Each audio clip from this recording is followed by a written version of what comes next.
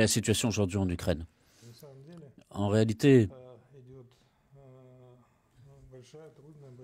c'est un travail, une mission de combat difficile qui est opérée par nos militaires et aussi les militaires des républiques populaires de Donetsk et Lugansk, ainsi que des volontaires qui participent à cette opération.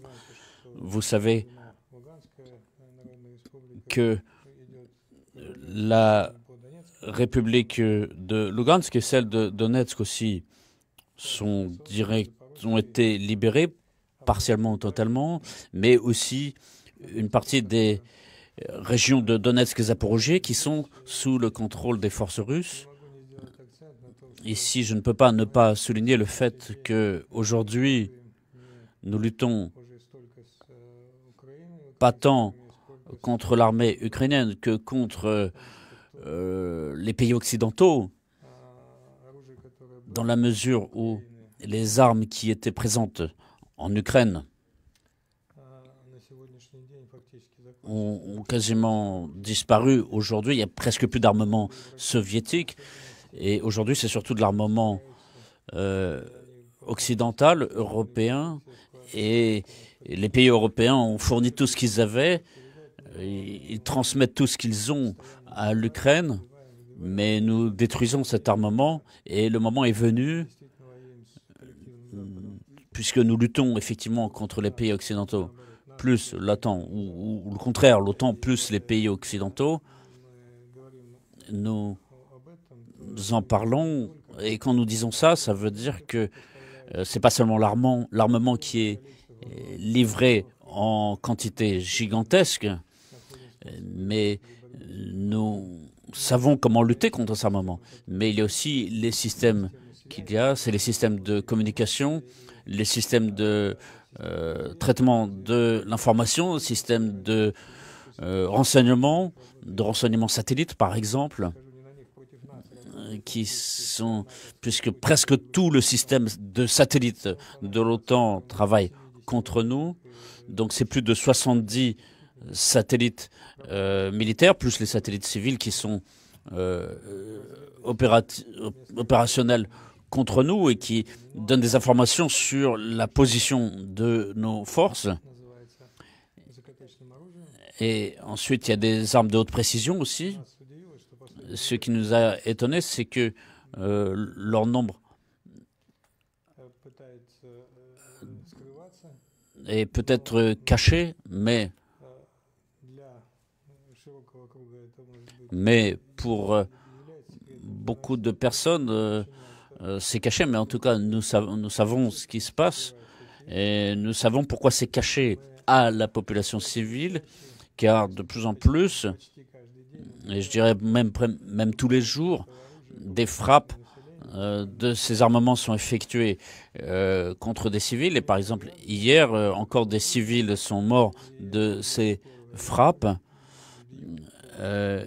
Effectivement, ces frappes sont dirigées contre des hôpitaux, contre des lieux de rassemblement de civils. Et nous considérons que on pouvait considérer que c'était un chaos total, alors que non, c'est pas le chaos. C'est-à-dire que c'est organisé. Il y a des instructeurs occidentaux qui viennent, et des anciens militaires et des militaires en exercice qui viennent. C'est 250 personnes qui sont à Kiev et qui dirigent toutes ces choses-là, toutes ces opérations. Et nous comprenons bien que à l'étape initiale, l'armée ukrainienne représentait à peu près 200 000 hommes et leur perte s'élève à peu près à 100 000. Donc il y a 51 000 morts et 49 000 blessés à peu près. Donc c'est des pertes assez significatives. Si on parle de plus de 200 000 personnes, et plus de 100 000 personnes perdues, donc c'est quand même 50% de pertes. Et donc ils ont une quatrième vague de mobilisation en Ukraine pour parvenir à 300 000 hommes. Et vous voyez probablement par différents canaux d'information, différentes ressources, que ce travail se poursuit dans différents secteurs. On rattrape les gens depuis la plage jusqu'à la gare. Et évidemment, on ne peut pas ne pas évoquer ici la question des instructeurs. Ce n'est pas simplement des instructeurs, mais il y a aussi les mercenaires qui se trouvent dans ce milieu et qui, aujourd'hui, ils sont un peu plus de 1000 sur place, sur le terrain. Et certains sont partis. Ils ont plus de 200 mercenaires qui ont été tués. Mais ils essayent d'apporter leur contribution. Ce n'est pas seulement le fait qu'ils sont venus ici, c'est surtout que ces gens sont protégés par l'État. Et donc ces gens qui sont venus ont fait l'objet d'une sélection, ou alors les gouvernements ferment les yeux sur ceux qui s'occupent de ce recrutement. Je ne peux pas non plus ne pas évoquer, on en a parlé récemment, nous avons des pertes aussi. Aujourd'hui, c'est 5937 hommes morts.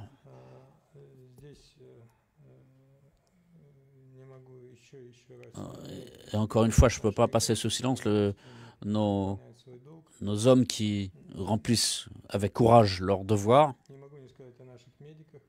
Il faut que je parle de notre personnel médical qui travaille. Ce sont ceux qui sont passés par nos établissements militaires, nos hôpitaux militaires et qui continuent à servir. Et je reviens encore à ce qui se passe en Ukraine. Nous continuons à remplir les missions qui nous ont été fixées. C'est pas simple, parfois c'est même difficile, mais ces missions, nous les accomplirons. Le président a décidé de procéder à une mobilisation partielle. Est-ce que vous pouvez préciser comment ça se passe, qui est soumis, comment va se faire ce travail à partir des réserves? Oui, vous l'avez bien dit, c'est précisément les réserves. Ce ne sont pas simplement des gens qu'on n'a jamais vus, dont on n'a jamais entendu parler, qui n'ont jamais vu l'armée. C'est ceux qui ont fait leur service militaire, qui ont une formation militaire qui est nécessaire aujourd'hui pour l'armée et qui ont une expérience de combat. Et je voudrais devancer les questions qui peuvent se poser ici, c'est que il ne s'agit pas d'une mobilisation des appelés qui peuvent, les étudiants, etc. Non, les étudiants continuent à aller en cours. Ils ne vont pas être appelés ici. En ce qui concerne ceux qui sont appelés pour le service militaire ne sont pas appelés maintenant à être envoyés sur le front de l'opération militaire spéciale. Et ceux qui font actuellement leur fédération militaire, quelque part en fédération de Russie, continuent leur service. Nous avons des ressources humaines qui sont très riches. Nous avons tous ceux qui ont une expérience militaire, qui ont une expérience de combat, ça représente à peu près 25 millions de personnes. Donc c'est une mobilisation partielle, c'est peut-être 1% ou peut-être un peu plus, 1,1% peut-être de l'ensemble des ressources. Mais la ligne de contact sur le front, elle s'étend sur plus de 1000 km et évidemment, ce qui est en arrière doit être renforcé. Il faut contrôler ce territoire et bien entendu, c'est avant tout pour cela que ce travail est fait, c'est-à-dire ce travail de mobilisation partielle. Bien évidemment, une fois qu'ils seront recrutés, ils suivront une formation, une remise à niveau. Donc il y aura une harmonisation des équipages, des ordres, des attributions, et ce n'est qu'après cela, exclusivement après cela que ces hommes pourront être envoyés pour remplir les missions qui leur affectent. Est-ce que vous pourriez parler concrètement des réservistes qui seront... Oui, je dis tout de suite, c'est 300 000 personnes. C'est pas une fois unique, c'est un travail planifié qui se fait. Donc, ce qui est prévu, c'est pas qu'on va attraper tout le monde. Non, c'est pas comme ça que ça se fait. Et à cet égard, je tiens à dire que, en même temps, justement, nous devions justement procéder à des mobilisations comme ça avait été fait, comme ça se faisait dans le passé. Certaines personnes pour 1 semaine, 2 semaines, d'autres plus, pour avoir une remise à niveau sur le plan technique, sur le plan des conseils. Et là, ça correspond avec cet événement, cette mobilisation partielle. Donc, les mobilisations prévues, planifiées, sont annulées au bénéfice de cette mobilisation partielle. Alors, est-ce que vous pouvez nous parler des perspectives envisageables là? Oui, il peut y avoir des cas particuliers. Sur les délais, il peut y avoir des écarts par rapport au plan. Mais ici, l'objectif principal qui a été fixé, cette mission est en cours d'exécution. Bien entendu, nous faisons tout ce qui est possible pour que cette mission soit accomplie.